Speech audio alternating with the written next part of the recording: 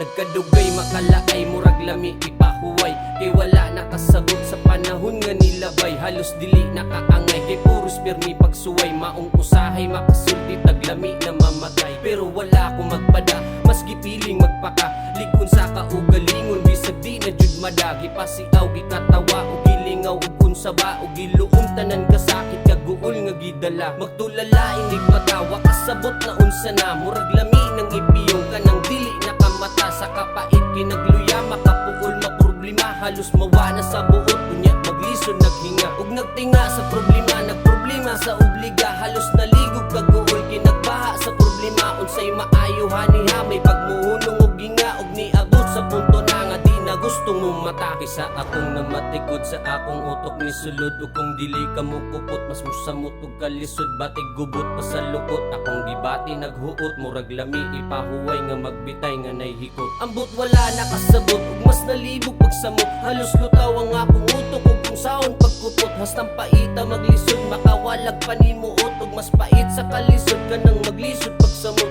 ug wala nakabalo ug unsaon pagdala. Magsakit ra akong dugan magpibi inig mata purya hango sa grabe na halos mayabag magluya. Hantod karon nagproblema ug naglabad sa obliga. Sa karang akong kahibong ug unsa jud ang tumong ang mabuhi nga nahiwi sa problemang gapatong. Sa gisagubang kinagugong tanan bati kinaagom ni pahiyom ug ni piyong kay wa kabaw sa padong. Sa nahigam kay niluom kinabuhing perming dulong niog kangit dito wi masampit ka og galingon ray suod dugan duot ug nitulod sa akong utok ni sulod nga mas maayong mawanay kontras mabuhing naglisod. Karon sa akong sitwasyon wa nakabaw sa desisyon ang masulod na lang sa utok kay muhigda sa lungon lami na kayong magpiyong sa lubnganan mo pahiyom ug ilubong tanan kasakit dadun sa akong paglubong.